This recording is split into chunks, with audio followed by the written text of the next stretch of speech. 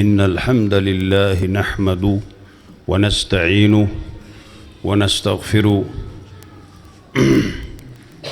ونؤمن به ونتوكل عليه. أعوذ بالله من الشيطان الرجيم.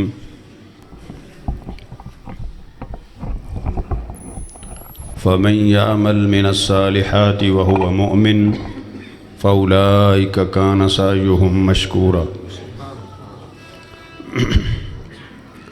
فمن يعمل من الصالحات وهو مؤمن فلا كفران لسعيه وإنا له كاتبون. اللهم صل وسلم على نبينا محمد. رب اشرح لي صدري ويسر لي أمري واحلل عقدة من لساني يفقهوا قولي. رب زدني علما رب زدنا علما.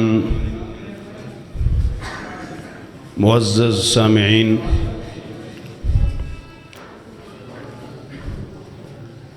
آپ دیر سے اللہ اور اس کے رسول صلی اللہ علیہ وسلم کے فرامین سماعت فرما رہے ہیں. میں بغیر کسی تمہید کے اپنا مقصد مدعا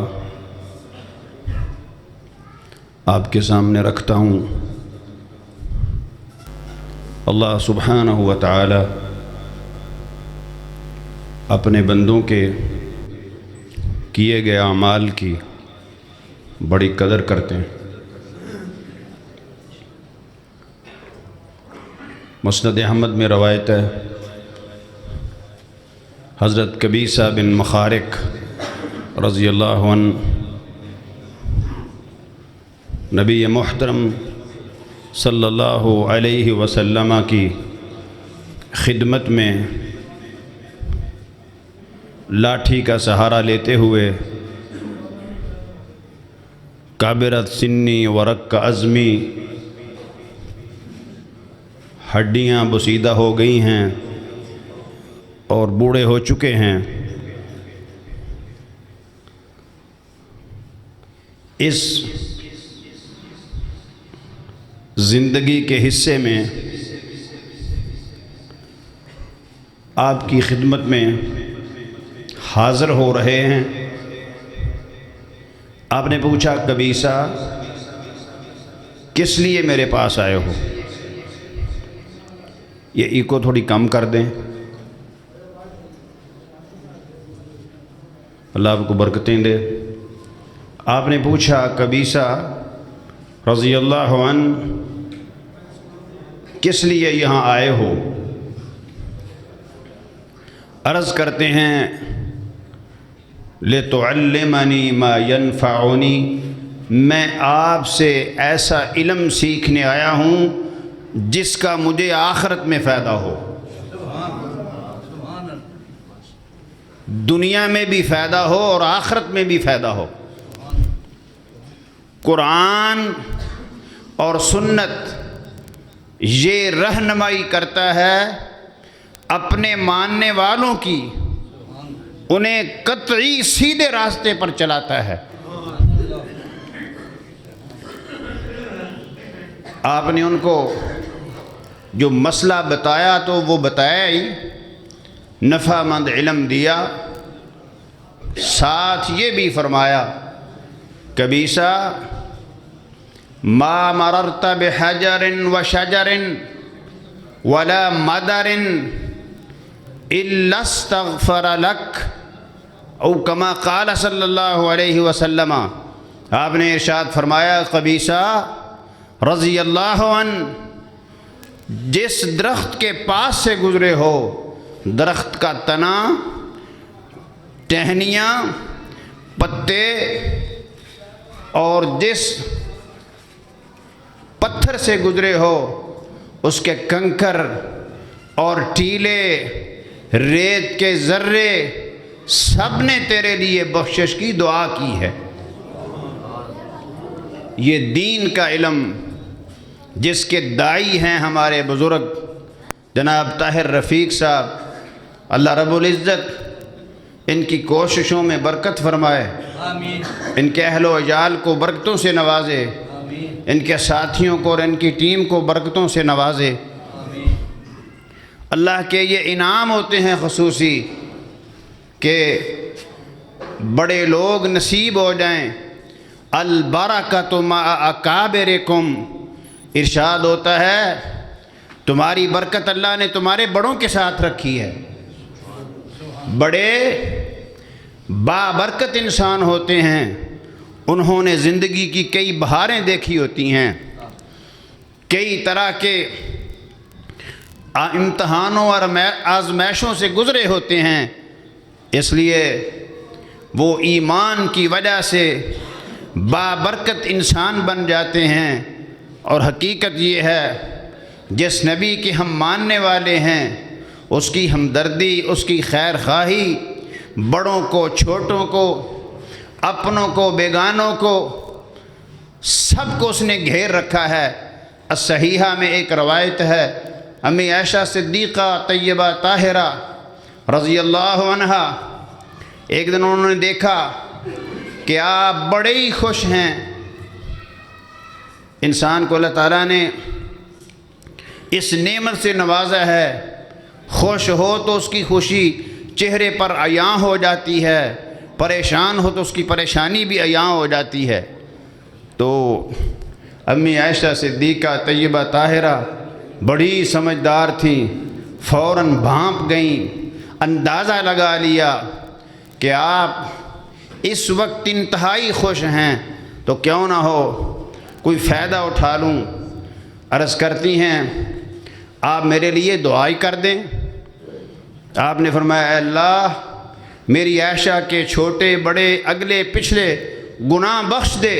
سبحان اللہ سبحان اللہ۔ حدیث شریف میں موجود ہے کہ امی عائشہ صدیقہ اتنی خوش ہوئیں، اتنی خوش ہوئیں کہ لوٹ پوٹ ہو گئیں، اور خوشی کی حد نہ رہی کہ لوٹ پوٹ ہو کے اللہ کے رسول صلی اللہ علیہ وسلم کی گود میں اپنا سر رکھ دیا۔ اس وقت آپ نے فرمایا عائشہ تو میری دعا سے خوش ہو رہی ہے؟ کہنے لگی ہاں اللہ کے رسول صلی اللہ علیہ وسلم میں خوش نہ ہوں تو اور کیا کروں؟ آپ نے فرمایا عائشہ سن، واللہ انہا لدعائی لامتی فی کل صلاۃ، اللہ کی قسم عائشہ یہ دعا جو میں نے تیرے لیے اب کی ہے، یہی دعا میں ہر روز ہر نماز میں اپنی امت کے لیے کرتا ہوں۔ ہم اس نبی کے ماننے والے ہیں جس کے دل میں ہمدردی تھی، اخوت تھی، خیر خواہی تھی، کمال ہمدردی تھی اور کمال قدردانی تھی اس کے دل میں۔ مسند احمد میں روایت ہے ایک شخص آپ کی خدمت میں حاضر ہوا، نجد سے آیا تھا، آ کے کہتا ہے اللہ کے رسول صلی اللہ علیہ وسلم مجھے کسی ایسے عمل کی آپ خبر دیں، اخبرنی مجھے خبر دیں ایسے عمل کی جو مجھے جنت میں داخل کر دے۔ سبحان اللہ۔ اور ساتھ یہ کہتا ہے اتیت اہلی و مالی و عشیرتی، میں اپنے گھر والوں کو بھی چھوڑ آیا ہوں، اپنے مال کو چھوڑ آیا ہوں، اپنی تجارت کو چھوڑ آیا ہوں، اپنی برادری کو چھوڑ آیا ہوں، اور اس لیے آیا ہوں کہ آپ سے جنت کا راستہ پوچھوں۔ سبحان اللہ سبحان اللہ۔ آپ نے انہیں فرمایا، دین کی باتیں بتائیں، اتنی جستجو، اتنے شوق اور اتنے جذبے سے اس نے سنی، اور سن کر واپسی کی اجازت چاہی۔ واپسی ہو رہی تھی، ابھی تھوڑی دور ہی پہنچے تو ان کی اونٹنی کا پاؤں جنگلی چوہے کی بل میں آ گیا، اوپر سے گرے۔ آپ نے فرمایا دیکھو اپنے بھائی کو، صحابہ سے کہا رضوان اللہ علیہم اجمعین، جلدی جلدی پہنچے۔ انہوں نے جا کر دیکھا کہ وہ سواری سے گر گئے تھے، ان کی گردن ٹوٹ گئی تھی، وہ فوت ہو چکے تھے۔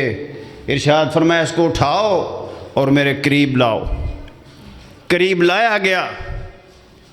جب قریب لایا گیا آپ نے ان کو دیکھا محبت کی نگاہ سے، اور پھر اس طرف رخ انور پھیر لیا، اور ساتھ یہ ارشاد فرمایا انی رأیت ملکین یدسان فی فیہ سما من ثمار الجنہ، میں نے 2 فرشتوں کو دیکھا ہے جو اس کے منہ میں جنت کے پھل دے رہے تھے۔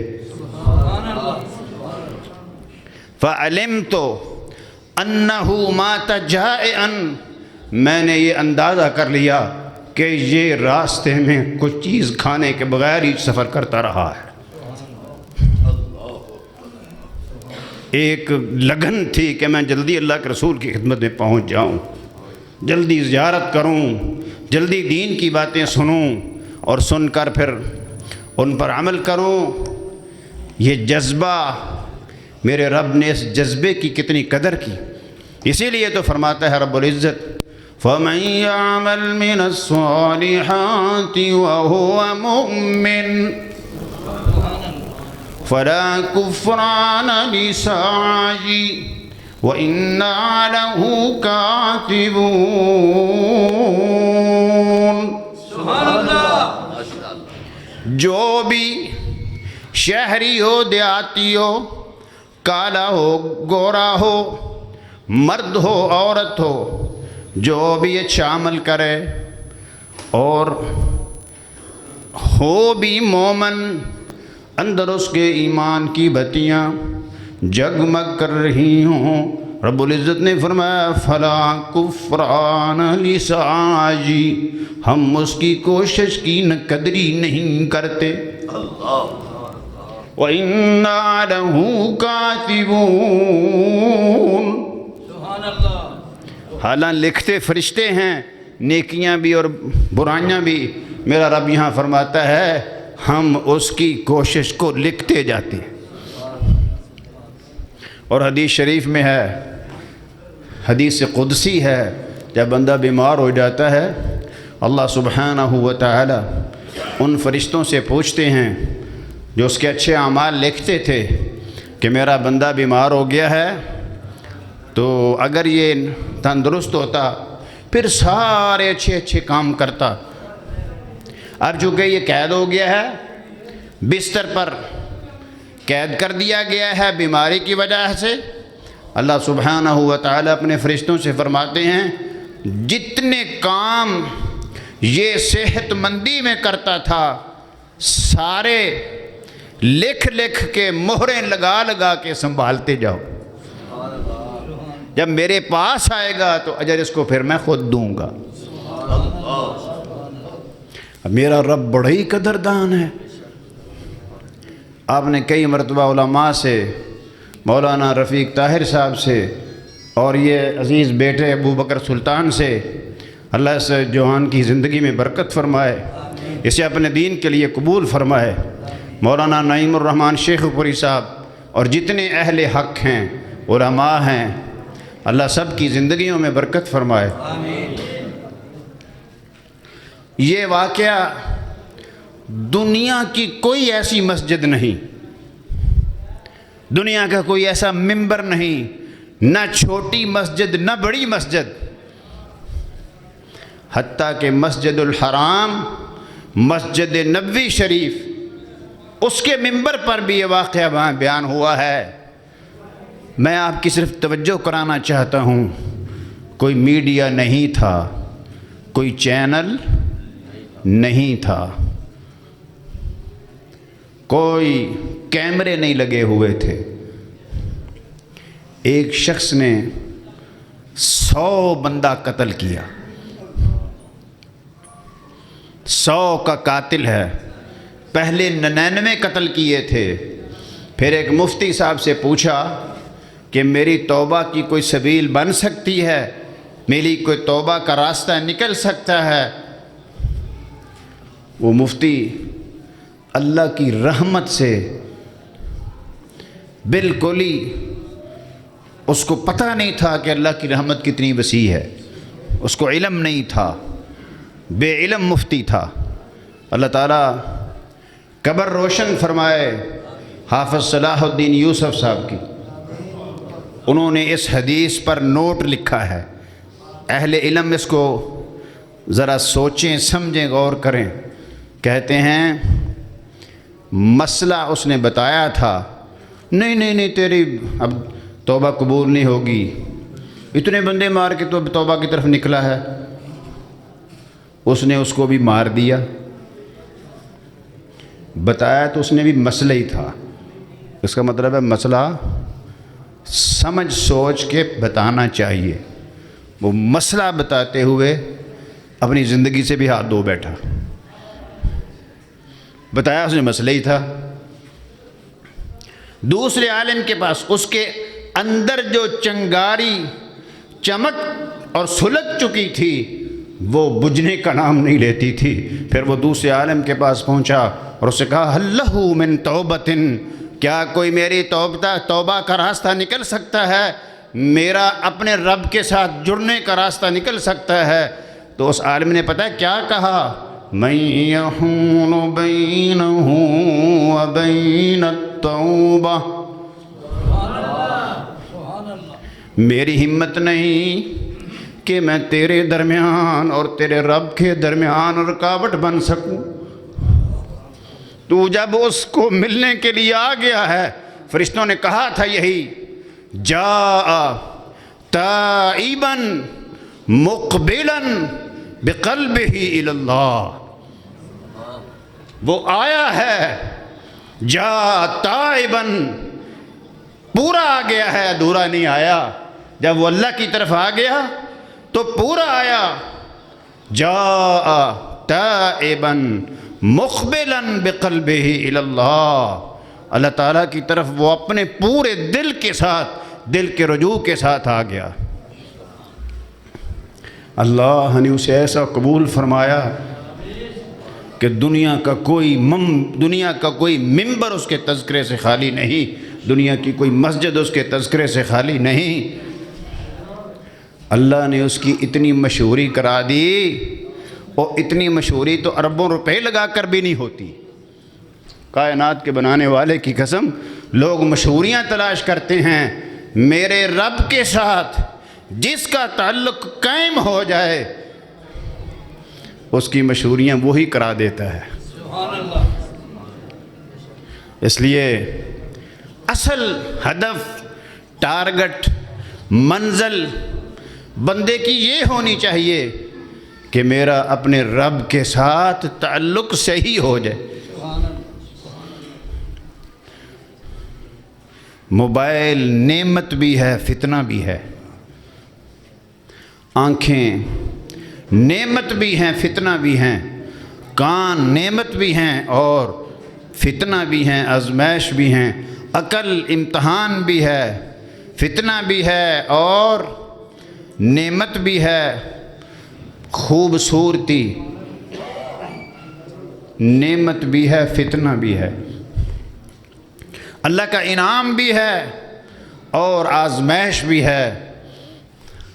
اللہ کا کرم شامل حال نہ ہو، کبھی خوبصورتی بندے کو تباہ کر دیتی ہے، کبھی اس کی خطابت بندے کو تباہ کر دیتی ہے، پھر اچانک چپ کر جاتا ہے، جس کو وہ چپ کرا دیتا ہے وہ بول نہیں سکتا۔ اس لیے جب بولیں اس کا بول بولیں، اس کے رسول صلی اللہ علیہ وسلم کی بات کریں۔ میرے بھائیوں، میرے دوستوں، میری بہنوں اور میری ماؤں، اپنے تعلق کو اپنے رب کے ساتھ جوڑیے۔ اگر عزت چاہتے ہو، کامیابی چاہتے ہو تو راستہ یہی ہے، وَمَنْ أَرَادَ الْآخِرَةَ وَسَعَى لَهَا سَعْيَهَا وَهُوَ مُؤْمِنٌ فَأُولَئِكَ كَانَ سَعْيُهُمْ مَشْكُورًا۔ جس نے ارادہ کیا یہ کہ میری آخرت سنور جائے اور اس کے لیے اس نے کوشش کی، اور اللہ فرماتے ہیں ایمان کے ساتھ کوشش کی، ایمان کے ساتھ دوڑا، اللہ اکبر کبیرہ۔ ایک صحیحہ سے روایت یاد آئی، ابھی اس وقت یاد آئی، نبی کریم خرج رسول اللہ صلی اللہ علیہ وسلم فی جنازۃ، اللہ کے محبوب صلی اللہ علیہ وسلم نکلے ایک جنازے میں، جنازہ پڑھنے کے لیے تشریف لائے، جنازہ پڑھا تو فقال الناس خیرا واثنوا علیہ خیرا، لوگ میت کی تعریف کر رہے تھے، بڑا اچھا آدمی ہے، بڑا اچھا آدمی ہے، اپنی اچھائی اکٹھی کرو۔ یہ کب ہوتی ہے؟ جب مجھ سے کوئی تنگ نہ ہو، گھر والے مجھ سے تنگ نہ ہوں، باہر والے مجھ سے تنگ نہ ہوں، اپنے اور بیگانے مجھ سے تنگ نہ ہوں، وہ باوجود اس کے کہ دشمن ہوں لیکن وہ جانتے ہوں کہ یہ بندہ اپنے رب کے ساتھ جڑا ہوا ہے، یہ جب چلتا ہے تو اس کے چلنے سے کسی کو تکلیف نہیں ہوتی، جب یہ بولتا ہے تو اس کے بولنے سے کسی کو تکلیف نہیں ہوتی۔ اچھائی اکٹھی کرو، جس کا فائدہ ہونا ہے، جس کی گواہی دی جانی ہے۔ لوگ اس کی تعریف کر رہے تھے، اچھے کلمات کہہ رہے تھے۔ فجاء جبرائیل علیہ السلام، عین اسی وقت جبرائیل علیہ السلام آگے اور آ کر کہا لیس کما ذکروا، یہ جس طرح لوگوں نے کہا ہے اس طرح نہیں تھا، جس طرح لوگوں نے کہا ہے یہ ایسا نہیں تھا، کچھ زیادہ ہی لوگوں نے کچھ زیادہ ہی لوگوں نے تعریف کر دی، پر اللہ تیری شان کے صدقے قربان جاؤں، تو اپنے بندوں کی کیسی لاج رکھتا ہے۔ لیس کما ذکروا، جبرائیل علیہ السلام نے کہا، اللہ فرماتے ہیں یہ ایسا نہیں تھا جس طرح تم نے اس کی تعریف کی، فرق تھا، لیکن انتم شہداء، تم زمین میں اللہ کے گواہ ہو، تم نے اس کے بارے میں اچھی گواہی دی، ہم نے اس کا وہ بھی معاف کر دیا جو تم نہیں جانتے تھے۔ میرا رب اپنے بندوں کی بڑی قدر کرتا ہے، وہ بڑا قدردان ہے، ہم نے اس کی قدر نہیں جانی۔ ما قدر اللہ حق قدری، ہم نے نہیں جانی قدر جس طرح اس کی قدر جاننی چاہیے تھی۔ والارض جميعا قبضته يوم القیامہ، ساری کی ساری زمین قیامت کے دن میرا رب فرماتا ہے میری مٹھی میں بند ہوگی۔ اتنے جلال والا ہے، اتنا بڑا ہے، اتنا مضبوط اور اتنا طاقت والا ہے، اتنا طاقتور ہونے کے باوجود بندوں سے شفقت کرتا ہے، مہربانی کرتا ہے، کمال شفقت کرتا ہے، جس کی شفقت کا کوئی کنارہ نہیں، جس کی رحمت کا کوئی کنارہ نہیں، وہ اپنے بندوں پر رحمت برساتا ہے۔ اس کی سب سے بڑی رحمت یہ ہے، انما انا رحمت مہدیٰ۔ نبی کریم صلی اللہ علیہ وسلم نے ارشاد فرمایا، اللہ تعالیٰ نے مجھے رحمت بنا کر بھیجا اور اللہ نے مجھے اپنی طرف سے تمہاری طرف تحفہ بنا کر بھیجا۔ میں اللہ کا بھیجا ہوا تحفہ ہوں، میں تحفہ دیتا ہوں اپنی حیثیت کے مطابق، آپ تحفہ دیتے ہیں اپنی ہمت کے مطابق، اللہ تعالیٰ نے تحفہ دیا اپنی شان کے مطابق۔ اور کیسا عظیم تحفہ اللہ تعالیٰ نے دیا، کیسا عظیم تحفہ اللہ تعالیٰ نے دیا نبی کریم صلی اللہ علیہ وسلم کی صورت میں، کہ آپ جہاں جہاں تشریف لے گئے رحمت برستی تھی۔ مکے والے جب آپ کی تبلیغ سے عاجز آ گئے، بڑے بڑے بند باندھے، بڑی بڑی دشمنی کی، بڑی بڑی مخالفت کی، تب بالآخر اس بات پر مجبور ہو گئے، دعا کرنے لگے، اور اندر روشن ہو تو دعائیں بھی روشن ہوتی ہیں۔ مولانا وہ ایک بزرگ فرما رہے تھے، مجھے ابھی بات یاد آئی، بڑی کمال کی بات ہے. کہتے ہیں دعا کر رہے تھے اللہ تعالیٰ سے، دل روشن ہو تو دعائیں بھی روشن ہوتی ہیں، دل مردہ ہو تو دعائیں بھی بڑی عجیب نکلتی ہیں.